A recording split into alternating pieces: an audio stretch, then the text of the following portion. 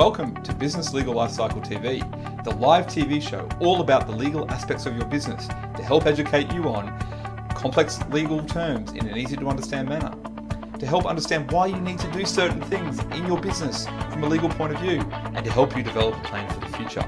Our mission at Business Legal Lifecycle is to help empower all small to medium-sized businesses around the world to get access to legal advice so that they can help build their communities and make the world a better place.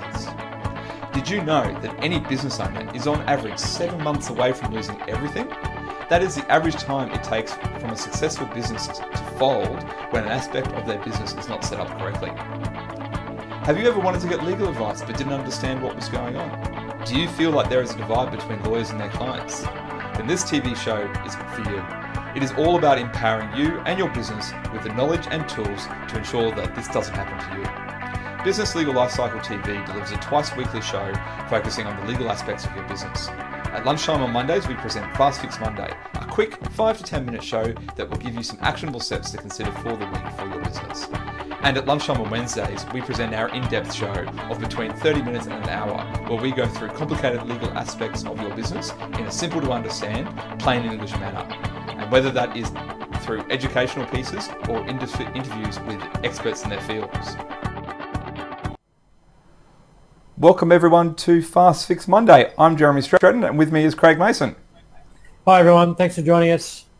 And today is our first show that we're doing in December 2017, if you are watching this on the replay, or if you're watching this live, thank you. And this month is all about Phase 3 initial clients. So I've brought up, if you listen to the podcast, you won't be able to see this, but I've brought up a copy of the Business Legal Lifecycle, which is the 13 phases and what we talk about here on Business Legal Lifecycle TV.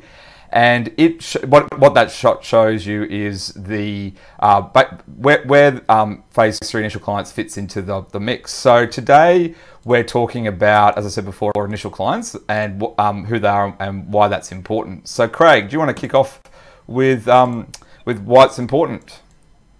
Yeah, absolutely. So obviously in this phase, working out who your ideal client's going to be is extremely important. It's great to have clients, but you want to have the right type of clients that you're looking for. So obviously in 2017, you can't be all things to all people. You need to niche and focus on a particular client. So that's what the whole process is of determining your ideal client is, what that person is and what you're niching in that area. So the stats are that the average person sees between 4,000 and 10,000 signs every day. So you need to be able to stand out and be noticed.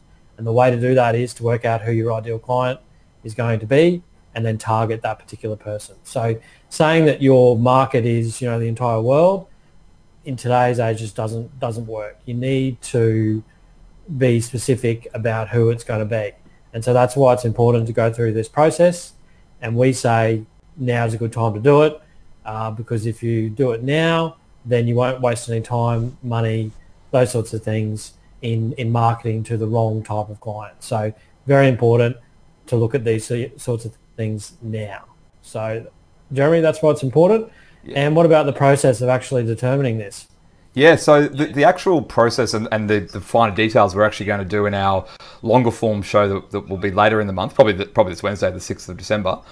So I'm not going to talk about every single aspect of it because that's a half an hour show. But really what you need to do is you need to work out your single client avatar and to figure out how you're going to find them. So we'll go through a process that we've used and that we know a lot of other businesses have used to find that ideal client. Now, there are many ways to be right, and you probably will find that in any business you might have 2 or 3 different ideal client avatars. So you need to have a think about that.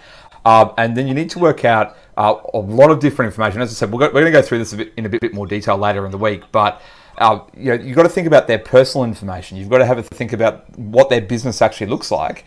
And then you need to think about how you're actually going to find them. So it's all great to have a process and think about all these bits and pieces that you're going to have for your ideal client, but how are you going to use that to actually get those ideal clients?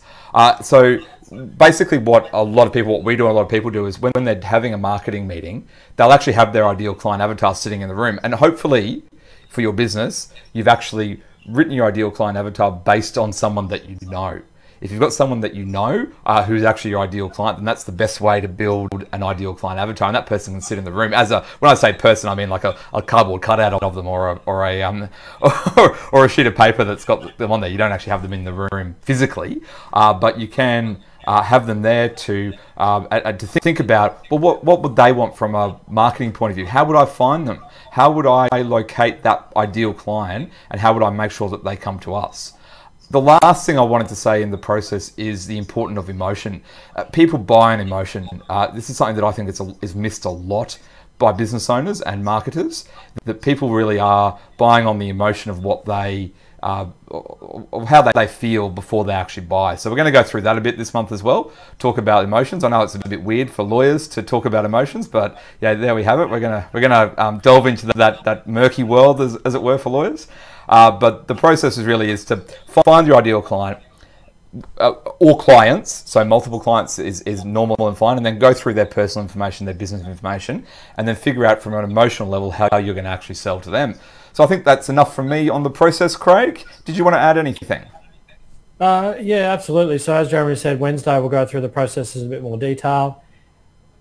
As always, if your business is further down its life cycle but you haven't looked at this, it's still relevant to you to have a look at it now, and educate the team, if you have one, about what your ideal client is. That's a pretty important thing to do, regardless of whether you're in the initial client phase of your business or you're more advanced but haven't really looked at this sort of stuff before. So pretty important. Tune in on Wednesday for the process in more detail. And yeah, we look forward to seeing you then. See you then.